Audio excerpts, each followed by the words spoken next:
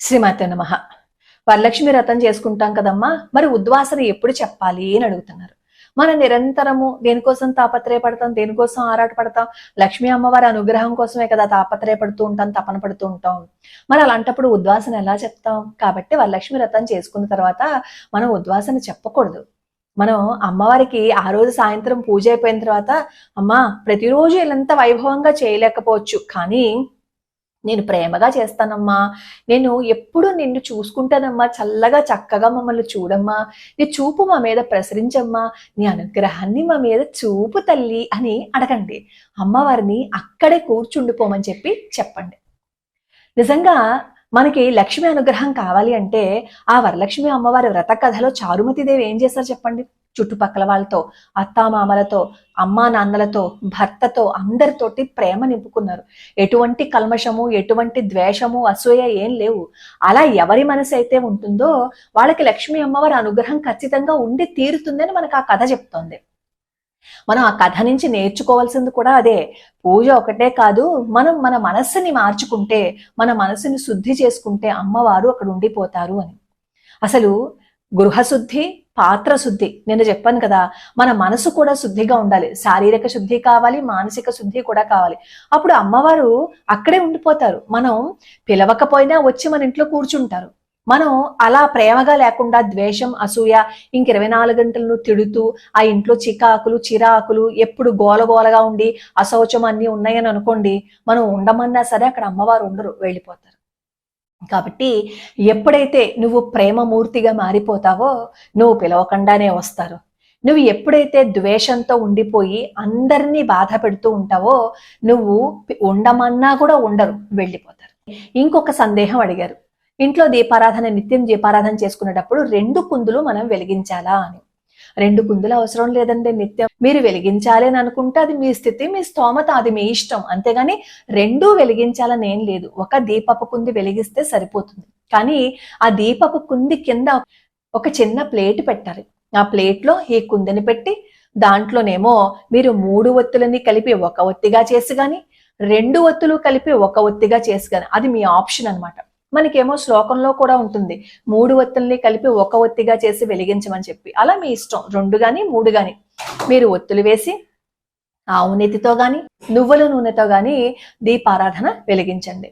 ఆవు నెయ్యి మాకు దొరకదండి అంటారు. ఈ మధ్య కాలంలో ఆన్లైన్ లో చాలా ప్యూర్ ఘీ దొరుకుతుంది. అలాగే నువ్వుల నూనె కూడా మన ఊళ్ళోనే గానుగులు ఉంటాయి.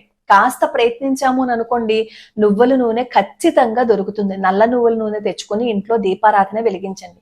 నల్ల నువ్వుల నూనెతో దీపారాధన వెలిగిస్తే ఆ ఆరోమా మనకి ఆరోగ్యానికి కూడా చాలా మంచిది. ఆవు నేతితో కూడా అందుకే దీపారాధన చేయమంటారు. ఆ దీపారాధన చేసినప్పుడు దాని నుంచి వచ్చే ఆరోమా ఏదైతే ఉంటుందో అది మన ఆరోగ్యాన్ని చక్కబరుస్తుంది. అందుకే ఆవు నెయ్యి గాని, నువ్వుల నూనె గాని ఉపయోగించమంటారు దీపారాధన చేసేటప్పుడు.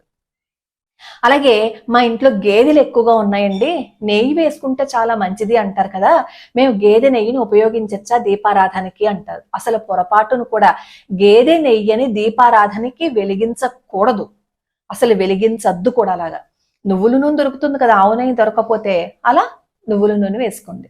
అలాగే మేమేమో నిన్న అమావాస్య కదా, మేమేమో ఇంట్లో ఫోటోలు అవి శుభ్రం చేసుకోలేకపోయాము. శుక్రవారం ఏమో ఈ రోజు అయిపోయింది, మేము పూజ చేసుకోవాలి కదా, మరి ఇంకెప్పుడు శుభ్రం చేసుకోవాలండి, శ్రావణ మాసం అంతా మేము శుభ్రం చేసుకోకూడదా అని చెప్పి అడుగుతున్నారు. అలా ఏం లేదు, ఈ రోజు శుక్రవారం కాబట్టి మీరు రేపు చేసుకోండి హాయిగా. కానీ మీరు ఆ మందిరాన్ని శుభ్రపరచుకునేటప్పుడు అమ్మవారితో మాట్లాడండి. మీ దేవీ దేవత విగ్రహాలన్నీ మీ మందిరంలో ఉంటాయి కదా, ఒక్కొక్క చిత్రపటము తీసుకుని చూస్తూ ఆ అమ్మవారితో మాట్లాడండి. ఏంటయ్యా ఈరోజు ఇలా చిక్కిపోయావు, ఏంటయ్యా ఈరోజు ఇలా ఉన్నావు, నీ మెడలో చక్కగా ఈ నాగాభరణాలు ఎంత అందంగా ఉన్నాయో, ఆ చంద్రవంక చూసావు అంటూ మీరు బెజ్జ మహాదేవి ఎలా అయితే పరమేశ్వరుడితో మాట్లాడారో అలా ప్రతి అమ్మవారితో, మనం ఆ పూజా మందిరంలో ఉన్న ప్రతి అమ్మవారితోటి, ప్రతి అయ్యవారితో మాట్లాడుతూ పూజా మందిరాన్ని శుభ్రం చేసుకున్నారు అని అనుకోండి, ఎంత బాగుంటుందో తెలుసా. అసలు మామూలుగా పూజా మందిరాన్ని శుభ్రం చేసుకునేటప్పుడు నామస్మరణ చేస్తూ ఉంటాము, అలాగే దేవుడి పాటలు వింటూ కూడా శుభ్రం చేసుకుంటాం. అలా కాకుండా ఇలా చేసి చూడండి. మీరు పూజా మందిరాన్ని శుభ్రపరచడంతో పాటుగా మీ మనోమందిరంలో మీరు ప్రతిష్ఠించుకున్న స్వామి వచ్చి కూర్చుంటారు, అందులో ఇంకో సందేహమే లేదు. అలా ఒక్కసారి ప్రయత్నించి చూడండి. శుభ్రంగా పొడి బట్టతో పూజా మందిరాన్ని శుభ్రంగా తుడిచేసుకోండి. అలాగే ఫొటోస్ అన్నీ కూడా పొడి బట్టతో తుడిచేసుకోండి. మళ్ళీ ఇంకో వేరే మంచి గుడ్డ తీసుకుని మళ్ళీ ఫొటోస్ అన్ని తుడిచేసుకోండి. ఇవన్నీ నేను చెప్పక్కర్లేదు, మీ అందరికీ నాకంటే బాగా తెలుస్తాయి, కానీ చెప్తున్నాను అనమాట. ఆ తర్వాత మీకు చక్కగా అన్ని ఫొటోస్కి బొట్టు పెట్టుకోవాలనుకుంటే పెట్టుకోవచ్చు. లేదు అంటే ఫోటోలన్నీ శుభ్రం చేసేసుకుని మీరు నిత్యం ఆరాధన చేసుకునే వాటికి మీరేమో బొట్టు అవి పెట్టుకోవచ్చు. అలాగే ముందు రోజు రాత్రే మేము దేవుడు వస్తువులన్నీ తోమేసుకోవచ్చా, శుభ్రపరిచేసుకోవచ్చా అని అడుగుతున్నారు. హాయిగా శుభ్రపరచుకోవచ్చు. ఎప్పుడు మీరు పూజా మందిరం మీద కాకుండా కింద పెట్టేసుకుంటే, అంటే ఈ దీపారాధన కుందులు, హారతి ఇచ్చేది, అలాగే ప్రసాదం ప్లేట్లు అవన్నీ కూడా పూజా మందిరం కిందే పెట్టేసుకుని ఉంచుకున్నారు అని అనుకోండి, అప్పుడు మీరు ఎప్పుడైనా సరే శుభ్రం చేసుకోవచ్చు. ఆ శుభ్రం చేసుకునేటప్పుడు కూడా శౌచంగా ఉండాలి. అంటే మంచి బట్టలు అయ్యి ఉండాలి. బాత్రూమ్కి వెళ్ళొచ్చేసిన బట్టలతో అవన్నీ తోముకుంటాము అంటే కుదరదు. మన మనసుకే మనకు తెలుస్తుంది కదా, ఇవన్నీ ఎవరు చెప్పక్కర్లా, మన మనసుకే అర్థమైపోతుంది. అయ్యో నేను బాత్రూమ్కి వెళ్ళొచ్చాను కదా, దేవుడు ఈ వస్తువులు శుభ్రం చేస్తే ఎలాగా అని మన మనసుకే అనిపిస్తుంది కదా. కాబట్టి శౌచంగా శుభ్రంగా మనం ఉన్నంతసేపు మన ఇంట్లో లక్ష్మీదేవి ఉంటుంది.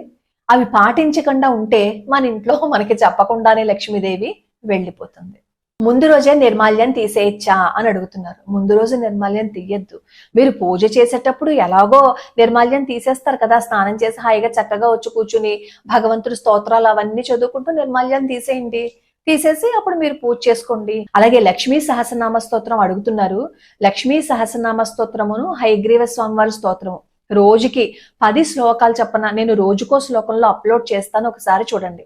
మనకి ఈ ఆగస్టు 8వ తారీఖు వచ్చేసరికి మొత్తం పూర్తిగా లక్ష్మీ సహస్రనామ స్తోత్రం అయిపోతుంది. హాయిగా మీరే మీ సొంతంగా లక్ష్మీ సహస్రనామ స్తోత్రం నేర్చుకుని మీరు పూజ చేసుకోవచ్చు. ఆ PDF కూడా నేను పెడతాను. లేదు అంటే మీకు స్తోత్ర నిధి అనే యాప్లో ఎన్నో శ్లోకాలు స్తోత్రాలు దొరుకుతాయి. కాస్త మీరు ఆ తప్పులు అవి జాగ్రత్తగా చూసుకుని అందులో నుంచి తీసుకుని మీరు PDF ఏమో డౌన్లోడ్ చేసుకుంటే PDF వచ్చేస్తుంది. నేను స్క్రీన్ మీద ఎలాగో శ్లోకాలు పెడతాను కాబట్టి ఒకసారి చూసుకుని నేర్చుకుని సొంతంగా మీరు చదవండి. మనంతట మనం నేర్చుకుని చేసుకుంటూ ఉంటే పూజ ఆ అనుభూతే వేరు కదా, చెప్పండి.